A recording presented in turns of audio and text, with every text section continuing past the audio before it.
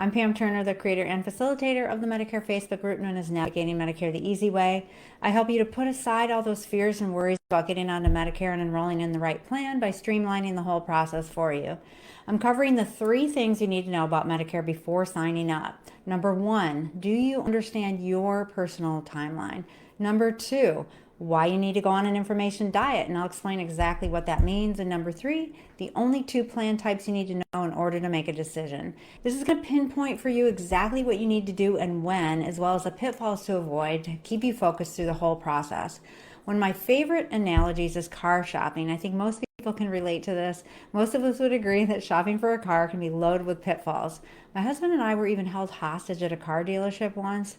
The salesman took our keys to give us a quote on a trade-in and literally refused to give us the keys back. We had to threaten the guy to get out of there. It was crazy. You have to be mentally prepared to go car shopping because it's too easy to let your emotions allow you to get taken advantage of. So I think everyone getting onto Medicare could benefit from preparing the same way because this process can be intimidating, frustrating, and overwhelming.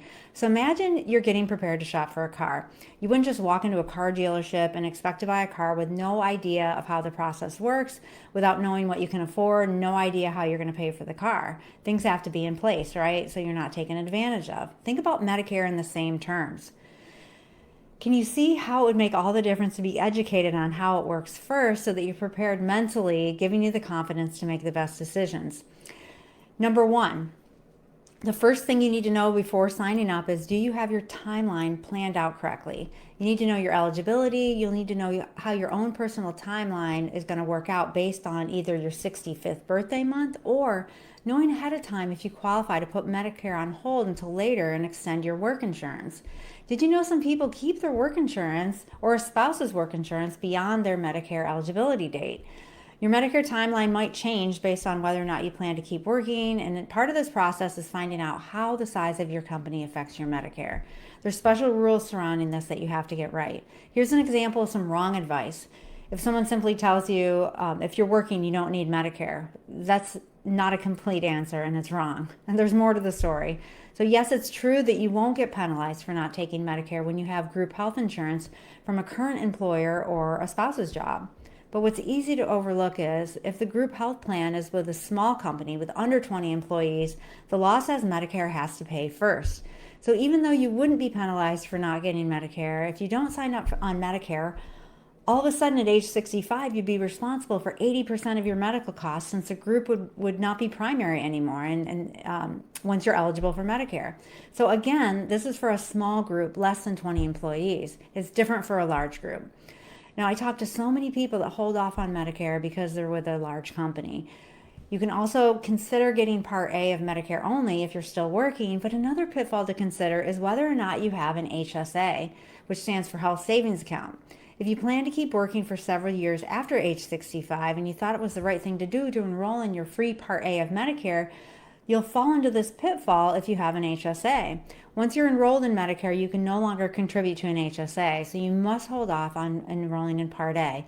To make things even more complicated, once you do enroll in Medicare Part A, Medicare makes the effective date retroactive by 6 months. This could be a huge problem when you're contributing to your HSA that whole time, right? Because then it goes retroactive back 6 months, and meanwhile, there's that for that 6-month period, there was a conflict that you find out after the fact. So you must plan ahead, stop contributing 6 months prior to actually enrolling in Part A. Again, this is only for those holding off on Medicare while working and later signing up past age 65. The simplest Medicare enrollment timeline is adding Medicare right at your 65th birthday month. In this case, there are 0 pitfalls. If you're collecting Social Security, you'll be automatically enrolled, and if not, you'll sign up online in the 3-month period prior to your 65th birthday month. Your coverage starts on the 1st of your birthday month. Number 2, the second thing you need to know is how important it is to go on an information diet. Quick question, do you know the 4 parts of Medicare? From an outsider's view, Medicare's 4 parts are kind of like a technical manual. It's hard to keep them straight, tell the difference between parts of Medicare and then all those different lettered plans. Is not a user-friendly system at all. So by understanding what those parts are is the first step to making sense of what your options are. I can see how people can only absorb so much information though. So everything is coming at you in the right order. There's no context for the information that you're bombarded with online and through the mail. That's why I keep things so simple.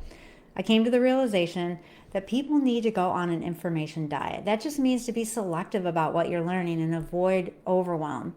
More isn't better. Understand the Medicare basics first so that you can then understand the supplemental options.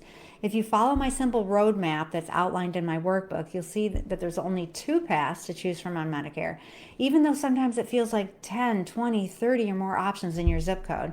So instead of taking in as much information as possible, this is when I tell you to put on the brakes. It's kind of like going on a diet. You have to pick and choose what's healthy for you to take in, put a stop to the junk, learning only the most important facts in the right order. So you can ignore all those phone calls that are coming at you, throw away Medicare junk mail, just focus on the basics for right now. You just need the basics or the basic background of what Medicare is so you can see where your 2 plan options fit in. The 2 main parts of your Medicare coverage are Part A and Part B. A is mainly for hospital room and board, and B covers office visits, emergency room, and outpatient test surgeries and procedures. These 2 parts together are known as Original Medicare, and knowing that these 2 parts are referred to as Original Medicare will come up again later and will help you understand your options. Original Medicare will cost you a monthly premium just for the Part B, which varies based on your income. But as far as copays go, there's a set dollar amount for a hospital visit and then 20% for everything else. These are the out-of-pocket expenses that are completely paid for when you purchase a supplement plan known as Medigap. That means a supplement pays your out-of-pocket for you, but this isn't the case with every plan out there. So that's what I'm here to clear up for you, and I'll cover that in the next section. Your pharmacy insurance is also part of your government Medicare, known as Part D, but the catch is you have to purchase it from a private insurance company. It's either going to be a standalone plan or bundled into a plan.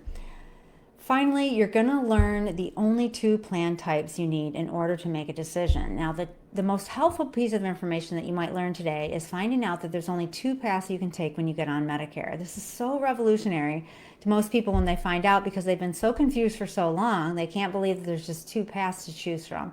Learning this early on takes away the majority of the overwhelm. The paths you can choose are either number 1, stick with Original Medicare and add a Medigap plan, or number 2, get your Medicare benefits through a Medicare Advantage plan. Once you can see what I'm highlighting with these 2 plan types, it's going to naturally reveal what's best for you. Everything starts to come together at this point because you started on the right track, learned what you need to know in the right order. Now that you know that there's only 2 plan types to consider, we're going to drill down to the specific characteristics of each one. We'll identify how they're complete polar opposites of each other. That's not to say one is right or wrong or one is the best. They're just different. So you'll gradually feel yourself drawn to one or the other. If you struggle to tap into that natural intuition, you can create a concrete list of pros and cons. We're going to learn about freedom versus restrictions. Medigap plans give you the freedom to see any doctor that accepts Medicare, while Advantage plans typically restrict you to a specific list of doctors. Even if the plan happens to say PPO, don't get the false sense that you can maybe see any doctor. There are still restrictions with PPOs on Advantage plans. So see how these points are total opposite. It helps to ask yourself questions like, how much do I plan to travel? Will I need maintenance care for a chronic health condition during long trips? How important is it to see my current doctor? Or how important is it to me to have the freedom to see any doctor? Another comparison is monthly cost. Did you know that many of these Advantage plans have no extra monthly fee above Medicare? You still pay for your Medicare, but no extra added cost for the Advantage plan can be a huge bonus for a lot of people. You've probably heard the expression pay now or pay later. With Advantage plans, you can save on the upfront monthly cost, but you pay as you go with set copays for most services. Now, complete opposite of this is the Medigap plans. So the Medigap plan would be the pay now. The Advantage plan is the pay later. So now, opposite to the Advantage plan is Medigap because they cost more on a monthly basis because you pay a premium whether you use the plan or not. You're paying a premium every single month. So with Medigap plans, you pay up front for the predictability, but you save on the out-of-pocket copays later. These are just a few of the ways that these plans are complete polar opposites, and they're opposite on every single point. Learning about them and creating a pros and cons list can be a huge help to arriving at the best plan for you. So here's why people don't get started on this Medicare journey and they procrastinate. I understand, I'm a procrastinator on a lot of things. The number one reason is information overload, which isn't your fault. Other reasons are not knowing where to start researching or just how confusing everything feels.